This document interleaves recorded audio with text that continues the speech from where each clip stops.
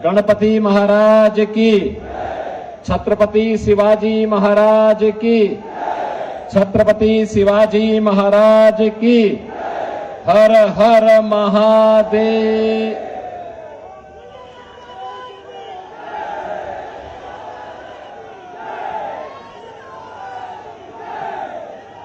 मंच पर उपस्थित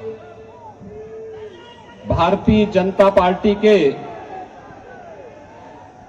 स्टेट प्रेसिडेंट माननीय श्री चंद्रशेखर बावनकुळे जी, महाराष्ट्र सरकार के मंत्री, शिवसेना के उपनेता श्री गुलाबराव पाटिल जी, आपके लोकप्रिय खासदार और भारतीय जनता पार्टी एनडीए के सांगली की इस प्रतिष्ठित सीट पर प्रत्याशी श्री संजय काका पाटिल जी,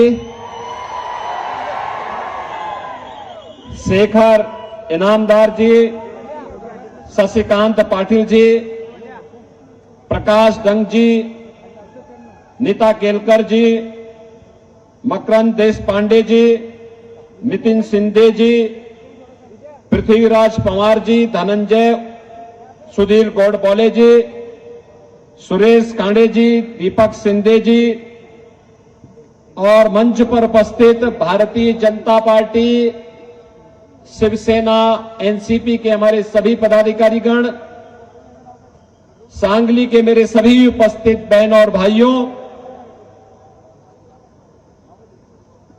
ये महाराष्ट्र की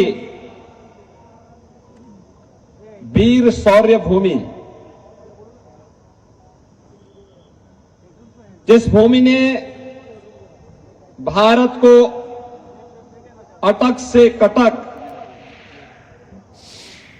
तक का एक सीमा विस्तार देने में महती भूमिका का निर्वहन किया है।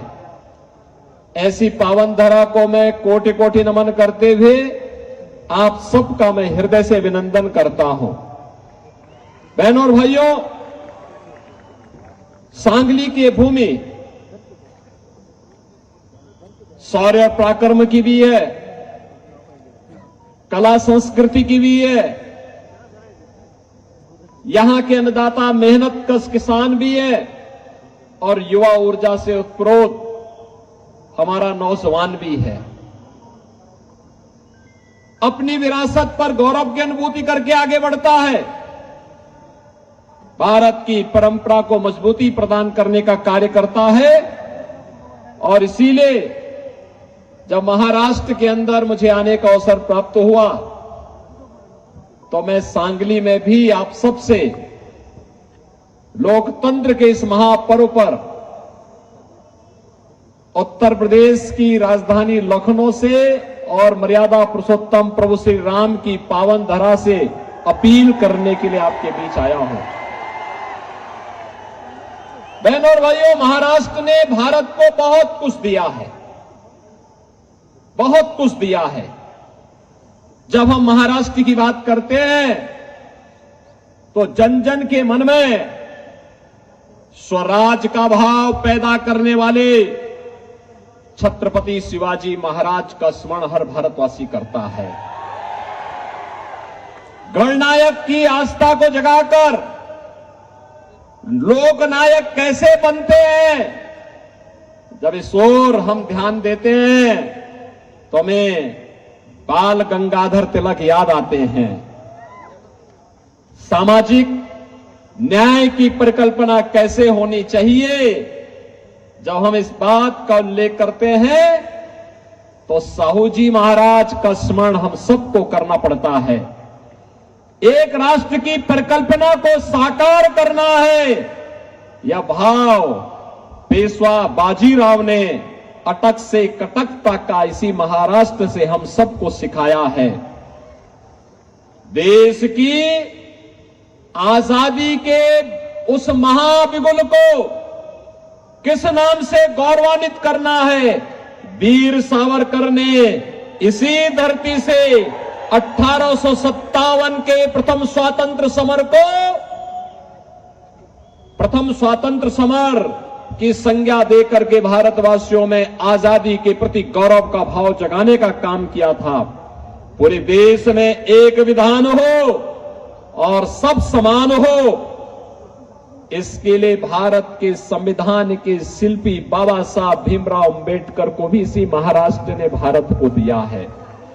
बहनों और भाइयों, इसीलिए जब महाराष्ट्र की धरती पर मैं आया हूं, इन सभी गुणों को एक साथ अपने आप में समाहित करके एक भारत श्रेष्ठ भारत की परिकल्पना को साकार कर रहे हैं आज के भारत के यशस्वी प्रधानमंत्री श्री नरेंद्र मोदी जी। और मोदी जी के नेतृत्व में हमने बदलते हुए भारत को देखा है। बहनों और भाइयों, एक ऐसा भारत जो हम सबके सामने स्पष्ट फर्क महसूस करा देता है। 2014 के पहले का भारत, 2014 के बाद का भारत।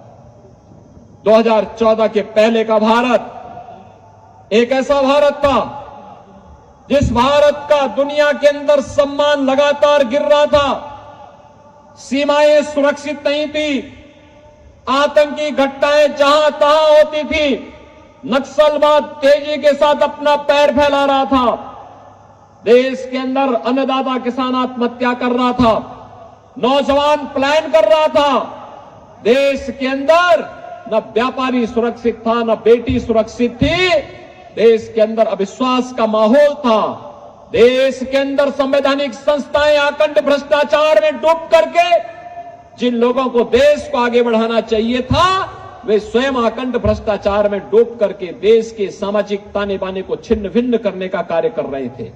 और 2014 के बाद का भारत हम सब देख रहे हैं। प्रधानमंत्री मोदी जी के नेतृत्व में दुनिया के अंदर 140 करोड़ भारतीयों का सम्मान बढ़ा है। देश की सीमाएं सुरक्षित हुई है। अब कोई देश भारत की सीमा में अतिक्रमण नहीं कर सकता, कोई देश भारत की सीमा में अतिक्रमण नहीं कर सकता। आतंकवाद समाप्त हुआ है, नक्सलवाद तेजी के साथ समाप्त हुआ है। अब तो भारत के अंदर कहीं जोर से कहीं कोई पटाखा फूटता है तो पाकिस्तान पहले सफाई देता है कि मेरा हाथ नहीं है, क्योंकि उसे मालूम है कि ये नया भारत है, छेड़ता नहीं है, लेकिन कोई छेड़ता है तो उसको छोड़ता भी नहीं है। बहनों और भाइयों, ये वही भारत है और यह नया भारत मोदी जी के नेतृत्व में आपके आशीर्वाद से ये नया भारत आज दुनिया का सिरमौर बन रहा है। दुनिया की सबसे बड़ी तेजी के साथ उभरती हुई अर्थव्यवस्था के रूप में आगे बढ़ रहा है। आज भारत के अंदर अन्नदाता किसान आत्महत्या नहीं करता है, अन्नदाता किसानों को प्रधानमंत्री किसान सम्मान निधि मिलती है। नौजवान पलायन नहीं करता है, नौजवान के लिए पीएम स्टार्टअप की योजना है, पीएम स्टैंड अप की योजना है, पीएम मुद्रा की योजना है। मिशन रोजगार के अंतर्गत प्रधानमंत्री मोदी जी स्वयं नौजवानों के लिए कार्य कर रहे हैं। महिलाएं असुरक्षित नहीं, बल्कि अब तो उनके सशक्तिकरण के लिए 3 करोड़ ड्रोन लखपति दीदी बनाने के लक्ष्य को लेकर के प्रधानमंत्री जी ने अपने अभियान को तेजी के साथ आगे बढ़ाया है। बहनों और भाइयों, ये वही भारत है जिसने 10 वर्ष के अंदर लोगों को दिखाया है कि देश की विपत्ति में कैसे सहयोग किया जाता है। याद करिए, इस देश पर आपने राहुल गांधी को भी देखा होगा। जब भी देश पे संकट आता है, देश में कोरोना का संकट आया, देश में कोई आपदा आई, राहुल गांधी सबसे पहले देश छोड़ करके भागते हैं। आपने देखा होगा, कोविड आया था, वो इटली चले गए। देश के अंदर कहीं कोई आपदा आती है, अर्थक्वेक आता है, कहीं कहीं पर फ्लड आती है, वह छोड़ करके फिर इटली भाग जाते हैं। बहनों और भाइयों, जब इटली ही जाना है तो कहे चुनाव में आप यहां समय बर्बाद करते हैं, जाओ ना इटली में ही रहो। भारत के बाहर जाएंगे, भारत की निंदा करेंगे और भारत के अंदर आएंगे तो भारत को ऐसे बनाने का प्रयास करेंगे जैसे इनकी बपोती हो भारत। बहनों और भाइयों, ये नया भारत है। मोदी जी के नेतृत्व में 80 करोड़ लोग फ्री में राशन की सुविधा का लाभ प्राप्त कर रहे हैं। कोरोना कालखंड में आपने देखा होगा, मोदी जी 10 वर्ष में न किसी से डरे, न हटे, न डिगे, न झुके, मजबूती के साथ सीना तान करके भारत को विकास की नई बुलंदियों तक पहुंचाने के लिए तेजी के साथ कार्य कर रहे हैं। 80 करोड़ लोग फ्री में राशन की सुविधा का लाभ प्राप्त कर रहे हैं। 60 करोड़ लोग, बहनों और भाइयों, देश के अंदर आयुष्मान भारत की 5 लाख रुपए की हर वर्ष सुविधा प्राप्त कर रहे हैं। कांग्रेस की कमीशन खोरी पर मोदी जी ने लगाम लगाने का काम किया, क्योंकि हर गरीब का जनधन अकाउंट खुल गया। 50 करोड़ लोगों का जनधन अकाउंट खुल गया। अब दिल्ली और मुंबई से आने वाला पैसा गरीब के खाते में जाता है, किसान के खाते में जाता है, महिलाओं के खाते में जाता है। उस पर कोई सेंधमारी नहीं कर सकता। 12 करोड़ किसान सम्मान निधि का लाभ प्राप्त कर रहे हैं। 12 करोड़ गरीबों के घर में शौचालय बना दिए गए हैं। 10 करोड़ गरीबों के घर में उज्ज्वला योजना का एलपीजी का सिलेंडर पहुंच गया है। 4 करोड़ गरीबों के पीएम आवास बन गए। ये सब कुछ 10 वर्ष में मोदी जी ने किया। क्या किसी का चेहरा देखकर, किसी की जाति देखकर, किसी का मत और मजहब देखकर? नहीं। मोदी जी का एक ही मंत्र था, वह था सबका साथ और सबका विकास। एक तरफ विकास इंफ्रास्ट्रक्चर के लिए मोदी जी के मार्गदर्शन में गडकरी जी ने हाईवे का एक लंबा जाल देश के अंदर पहला दिया। 1947 से लेकर 2014 तक जितने हाईवे बने थे, 2014 से 2024 के बीच में उसके दुगने हाईवे बन गए देश के अंदर। बहनों और भाइयों, 1947 से पहले से लेकर के 2014 तक जितने एयरपोर्ट थे, केवल 74 एयरपोर्ट थे। आज देश के अंदर 150 एयरपोर्ट हैं। एयर कनेक्टिविटी बेहतर हुई है। पहले 5 सिटी में मेट्रो चलती थी, आज देश के अंदर 20 सिटी में मेट्रो चल रही है। पहले केवल 7 एम्स थे, आज देश के अंदर 22 एम्स हैं। IIT, IIM, triple IT, NIT, world class university, हर घर नल की योजना, ये आज पूरे देश के अंदर हम सबको दिखाई दे रहा है। नए भारत में सम्मान भी है, सुरक्षा भी है, विकास भी है, गरीब कल्याण भी है, और इस सब से बढ़कर के और भी है, वह है आपकी आस्था का सम्मान भी है। आपकी आस्था का सम्मान भी है। कांग्रेस ने 65 वर्षों तक शासन किया ना, किया है ना कांग्रेस ने 65 वर्षों तक देश में शासन। अयोध्या में राम मंदिर का निर्माण क्यों नहीं कर पाए? क्या कांग्रेस अयोध्या में राम मंदिर का निर्माण कर सकती थी क्या? कर सकती थी क्या? मैं तो आपका अभिनंदन करूंगा कि अयोध्या में राम मंदिर आंदोलन में महाराष्ट्र के यहां के बहादुर नौजवानों ने बढ़ चढ़ करके भाग लिया, गुलामी के ढांचे को हटाने में अपना योगदान दिया, और राम मंदिर निर्माण में भी जितना धन लग रहा था, महाराष्ट्र ने कहा हम सहयोग करेंगे। महाराष्ट्र बढ़ चढ़ करके सामने आया। बहनों और भाइयों, आज अयोध्या में राम मंदिर का निर्माण हो गया ना। कांग्रेस के लोग क्या कहते थे जब कोर्ट ने फैसला नहीं किया था? कांग्रेस के लोग कहते थे अगर फैसला हो जाएगा तो खून की नदियां बहेंगी। जब मैं चीफ मिनिस्टर बना, मुझसे पूछा गया कि कांग्रेस के लोग ये कह रहे हैं। मैंने कहा देखो, हम छेड़ेंगे नहीं, लेकिन कोई छेड़ेगा तो छोड़ेंगे भी नहीं, चिंता मत करो। अयोध्या में राम मंदिर भी बनेगा और हमने कहा न्यायालय का फैसला आएगा उसका अक्षरशः पालन भी करेंगे। और खून की नदियां बहाने की बात तो दूर, एक मच्छर भी नहीं मरने वाला है, मच्छर भी नहीं मरेगा, शांतिपूर्ण तरीके से होगा। और बहनों और भाइयों, आप देख रहे होंगे अयोध्या में, अब तो आप अयोध्या जाएंगे आपको लगेगा ही नहीं, आपको लगेगा कि जैसे भगवान राम के समय की अयोध्या फिर से स्थापित हो गई, पूरा नई अयोध्या बना दी गई। अयोध्या में आपने 22 जनवरी को प्रधानमंत्री जी के इस कार्यक्रम को देखा होगा, मोदी जी के नेतृत्व में कैसे अयोध्या में रामलला का प्राण प्रतिष्ठा का समारोह संपन्न हुआ। कांग्रेस के लोग तो एक भी प्रधानमंत्री अयोध्या नहीं गए, डर लगता था अयोध्या जाने में, कहीं वोट बैंक न खिसक जाए। यानी देश की कीमत पर वोट बैंक, भारत की आस्था की कीमत पर वोट बैंक, और ये लोग लगातार आपकी आस्था के साथ खिलवाड़ कर रहे थे। आज मैं कांग्रेस के और इंडी गठबंधन के घोषणा पत्र के एक बात और आपको बताना चाहता हूं।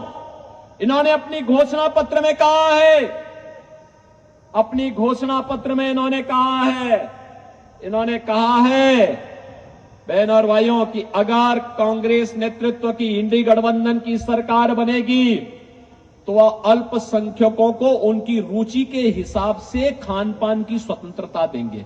अब मुझे मैं पूछना चाहता हूं, ऐसी कौन सी रुचि है मुस्लिम समाज की जो हिंदुओं से अलग है? अरे रोटी वो भी खाते होंगे, चावल वो भी खाते होंगे, ढोकला वो भी खाते होंगे, सब कुछ खाते होंगे, लेकिन उनकी इससे अतिरिक्त रुचि क्या है? हिंदू गौ कसी को स्वीकार नहीं कर सकता, गौ मांस नहीं भक्षण करता, लेकिन वह चिढ़ाने के लिए जरूर करता होगा और इसीलिए उसके खिलाफ कार्रवाई होती है। कांग्रेस देश के अंदर गौ हत्या की खुली छूट देना चाहता है। क्या आप स्वीकार करेंगे? क्या स्वीकार करेंगे इसको?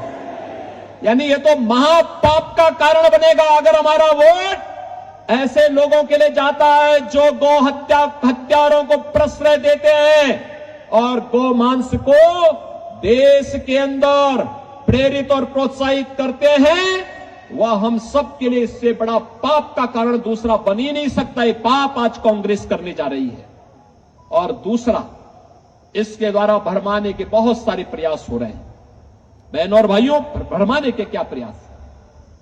कांग्रेस जितना झूठ बोल सकती इस चुनाव में बोल रही है, क्योंकि उसे मालूम है इस चुनाव के बाद कांग्रेस इतिहास की वस्तु बनने वाली है। उसको मालूम है इसके बाद कांग्रेस को देश की जनता जनार्दन पूरी तरह ठुकरा देगी। और उत्तर प्रदेश में तो हमारी विधानसभा में 403 विधायकों का चुनाव होता है जनता के द्वारा। कांग्रेस को उत्तर प्रदेश की जनता ने कितनी सीट दी मालूम है? 2। यानी राम नाम सत्य है के लिए भी 4 लोग चाहिए होते हैं ना। वहां 2 ही सीट है, यानी अगली बार छुट्टी। अभी आप देख रहे होंगे कांग्रेस के लोग हिम्मत ही नहीं कर पा रहे हैं यूपी में चुनाव लड़ने का, सब भागे फिर रहे हैं। और बहनों और भाइयों, मैं आपसे ये कहने के लिए आया हूं, अब वो अंतिम उपाय उन्होंने क्या प्रारंभ किया है? अंतिम उनका उपाय वही है कि हिंदू समाज को फिर से बांटो। जाति के नाम पर बांटेंगे, जातीय जनगणना के नाम पर आपको गुमराह करेंगे। 65 वर्षों तक क्या कर रहे थे पूछा जाना चाहिए। फिर जातीय जनगणना के आधार पर हिंदू समाज को खेमों में बांटेंगे और फिर खेमों में बांटने के बाद आपस में लड़ाएंगे।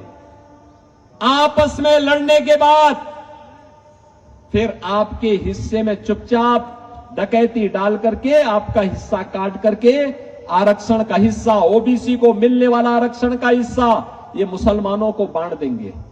कांग्रेस ने यूपीए सरकार के समय यह षड्यंत्र किया था। संजय काका पाटिल तब भी हमारे साथ सांसद थे और हम साथ साथ इसका विरोध करते थे कि कांग्रेस को यह षड्यंत्र सफल नहीं होने देना है। इन्होंने तब भी किया था। पहले रंगनाथ मिश्रा कमेटी गठित करके ओबीसी को मिलने वाले 27% आरक्षण में इन्होंने कहा था 6% आरक्षण ओबीसी का काट करके मुसलमानों को दे दो।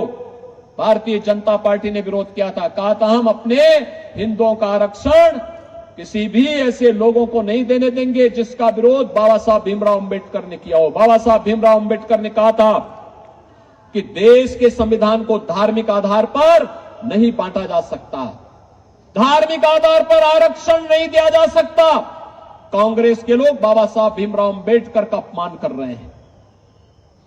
सच्चर कमेटी गठित करके कांग्रेस ने यह प्रयास किया था कि मुस्लिम समाज की कुछ जातियों को दलित में शामिल करके दलितों के अधिकारों पर भी डकैती डाली जाए। भारतीय जनता पार्टी ने तब भी विरोध किया था, कहा था ये बाबा साहब भीमराव अंबेडकर के संविधान का अपमान है और हम बाबा साहब भीमराव अंबेडकर के अपमान का कतई नहीं बर्दाश्त कर सकते। और तब जाकर के अधिकार बचा था। बहनों और भाइयों, अगर कांग्रेस फिर से सत्ता में आ गई तो यह सबसे पहले आपको बांटने का काम करेगी, फिर आपस में लड़ाएगी, फिर आपके अधिकार में डकैती डालेगी। ओबीसी को और अनुसूचित जाति और जनजाति को मिलने वाले आरक्षण पर ये डकैती डालने का काम करेगी, उसको जबरदस्ती मुसलमानों को देने का काम करेगी। यह हम कतई स्वीकार न करें। और इसी की अपील करने के लिए आज मैं आपके पास आया हूं कि महाराष्ट्र छत्रपति शिवाजी महाराज ने हिंदवी स्वराज्य की बात की थी और उस समय, उस कालखंड में, औरंगजेब के समय में उन्होंने यहां पर हिंदी स्वराज्य की स्थापना की थी। काशी से गागा भट्ट एक महापुरोहित यहां आकर के उनका अभिषेक करते हैं और वो परंपरा महाराष्ट्र की आज भी उसी रूप में गौरव के साथ आगे बढ़ती है। पूरा देश गौरव की अनुभूति करता है छत्रपति शिवाजी महाराज पर।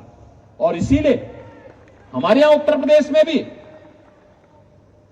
मुझसे पहले वहां समाजवादी पार्टी जो कांग्रेस की पार्टनर है उसका शासन था। उसने आगरा में एक म्यूजियम बनाने की कार्रवाई प्रारंभ की थी, उसका नाम रखा मुगल म्यूजियम। मैंने कहा क्या इसके लिए क्या मुगलों ने पैसा दिया है क्या? तो कहा नहीं, पैसा सरकार का है। तो मैंने कहा सरकार का पैसा लग रहा है तो मुगलों के नाम पर नहीं होगा, ये छत्रपति शिवाजी महाराज के नाम पर होगा। मुगलों की का कोई चिन्ह इसमें नहीं होना चाहिए। छत्रपति शिवाजी महाराज की गौरव गाथा इसके साथ जुड़नी चाहिए। और बहनों और भाइयों, आगरा में छत्रपति शिवाजी महाराज का भव्य म्यूजियम बनाने का कार्य आज के दिन पर हमारी सरकार कर रही है। हमें प्रधानमंत्री मोदी जी ने आजादी के अमृत महोत्सव वर्ष में एक ही बात कही थी, सबसे पहले गौरव देश के अंदर जितने भी गुलामी के प्रतीक हैं इनको समाप्त करना और दूसरा विरासत पर गौरव की अनुभूति करना। छत्रपति शिवाजी महाराज, महात्मा फूले, सावित्रीबाई फूले और यहां की संतों की परंपरा, ये हमारी विरासत है। इस विरासत पर गौरव की अनुभूति हमें करनी है। कांग्रेस, आपने देखा होगा, सेम पेत्रोदा का बयान आपने पढ़ा होगा ना, क्या कहता है? हम विरासत टैक्स लगाएंगे, यानी अब हमारी विरासत हमारी और टैक्स कांग्रेस के लोग वसूली करेंगे। क्या आप छूट देंगे क्या? कांग्रेस को छूट देंगे क्या? अपनी विरासत पर, बाप दादों की कमाई पर, पूर्वजों की कमाई पर क्या कांग्रेस को लूटने की छूट देंगे? बहनों और भाइयों, यह स्वीकार नहीं होना चाहिए, कतई स्वीकार नहीं होना चाहिए। और सांगली में मैं इसलिए भी आया हूं, सांगली में बत्ती सिराला आप गए होंगे, वहां के हमारे मोहन जी भी यहां आए हैं। हमारा वहां पर वहां पे मेरा बहुत आना जाना रहा है। और लोग वहां पे बहुत भीड़ होती है। मैं देखता था नाग पंचमी के दिन बहुत भीड़ होती है। दूसरा, हमारे पूर्व गवर्नर रामनाईक जी का बचपन यही सांगली में व्यतीत हुआ था। रामनाईक जी 5 वर्ष तक यूपी के गवर्नर रहे। और बहनों और भाइयों, आज मैं इसीलिए आपसे अपील करने के लिए आया हूं कि मोदी जी ने आपकी आस्था का सम्मान भी किया है, सुरक्षा भी दे रही है, और अब उन्होंने कहा है कि हमें यह तीसरी पारी इसलिए चाहिए जिससे हम आत्मनिर्भर और विकसित भारत की परिकल्पना को साकार कर सकें। बहनों और भाइयों, आत्मनिर्भर और विकसित भारत का मतलब भारत का हर नागरिक आत्मनिर्भर होगा, हर चेहरे पर खुशहाली होगी, नौजवान के हाथ को रोजगार होगा, किसान खुशहाल होगा, व्यापारी का व्यापार फलेगा फूलेगा, दुनिया के अंदर फैलेगा। और इसके लिए हमें आस्था का भी सम्मान करना है। कांग्रेस के लोग आपकी आस्था का सम्मान नहीं कर सकते। आप मुझे बताओ, कितने लोग हैं जो अयोध्या गए? कितने लोग अयोध्या जाना चाहेंगे? अरे पूरा ही सांगली जाना चाहता। संजय काका, एक ट्रेन बुक करवा देना 7 के बाद, और जब आना हो मुझे सूचना कर देना। अयोध्या में हम स्वागत की तैयारी कर देंगे। बहनों और भाइयों, आज के दिन पर अयोध्या में 5 लाख लोग एक दिन में भी आ जाएंगे तो भी रामलला का दर्शन करने में कोई दिक्कत नहीं होगी, कोई दिक्कत नहीं होगी, कोई समस्या नहीं होगी। अब तो मैंने कहा ना, एक नई अयोध्या बन गई है, और इसीलिए मैं आपका आह्वान करूंगा, इस सुरक्षा भी, विरासत का सम्मान भी, आस्था का सम्मान भी, एक केवल और केवल मोदी जी की गारंटी ही इसमें आपके लिए उपयोगी हो पाएगी। केवल मोदी जी की गारंटी, और मोदी जी इसके लिए गारंटी दे सकते हैं, कोई और इस कार्य को नहीं कर सकता है। और इसीलिए हम आए हैं। संजय काका पाटिल और हमें दोनों एक साथ कई बार सांसद रहे, एक साथ रहे, लंबे समय तक रहे हैं। मुझे हमारी पार्टी ने बाद में उत्तर प्रदेश में भेज दिया है। उत्तर प्रदेश में, क्योंकि ये सब बड़े बड़े कार्य जो मोदी जी के विजन के कार्य थे, उनको जमीनी धरातल पर करना था। एक तरफ राम मंदिर बनाना था, और दूसरी तरफ वहां के माफियाओं को राम नाम सत्य की यात्रा पे भी भेजना था। आप देख रहे होंगे ना, यूपी में दंगा तो नहीं होता ना अब? कभी नाम सुना यूपी में दंगे का? बीजेपी के आने के पहले वहां रोज दंगे होते थे, कर्फ्यू लगता था। बहनों और भाइयों, पिछले 7 वर्ष में कोई दंगा नहीं, कोई कर्फ्यू नहीं। और इसीलिए मैं आपसे कहने के लिए आया हूं, बीजेपी इस बात की गारंटी होगी, सुरक्षा भी देगी, सम्मान भी देगी, और विकास को और रोजगार को भी तेजी के साथ आगे बढ़ाने का काम केवल बीजेपी कर पाएगी।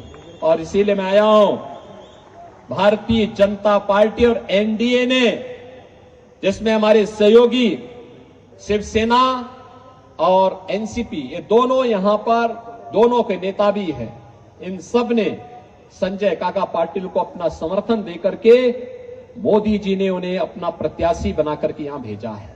बहनों और भाइयों, हर व्यक्ति कह रहा है कि सांगली से संजय काका पाटिल जीतेंगे। आपका आशीर्वाद है। लेकिन मैं चूंकि आया था तो मैंने कहा भी हम लोग भी चलेंगे, और मैं इसीलिए आज आपके बीच में आया हूं, आपसे अपील करने के लिए कि हमें भारत को आत्मनिर्भर भारत और विकसित भारत बनाना है। इसलिए ये वही का रास्ता निकलना है। छत्रपति शिवाजी महाराज का हिंदवी स्वराज्य का मार्ग यही है जो मोदी जी ने आज विकसित भारत की बात की है, यही राम राज्य भी है। और बहनों और भाइयों, इसीलिए हम लोग आए हैं कि आप सबको मोदी जी का प्रतिनिधि बनना होगा, आप सबको एकनाथ शिंदे जी का प्रतिनिधि बनना होगा, आप सबको देवेंद्र फडणवीस का प्रतिनिधि बनना होगा, और आप सबको संजय काका पाटिल बनना होगा। और 7 मई को कमल चुनाव चिन्ह पर भारतीय जनता पार्टी के हमारे प्रत्याशी श्री संजय काका पाटिल को भारी बहुमत से, रिकॉर्ड मतों से विजयी बना के भेजे।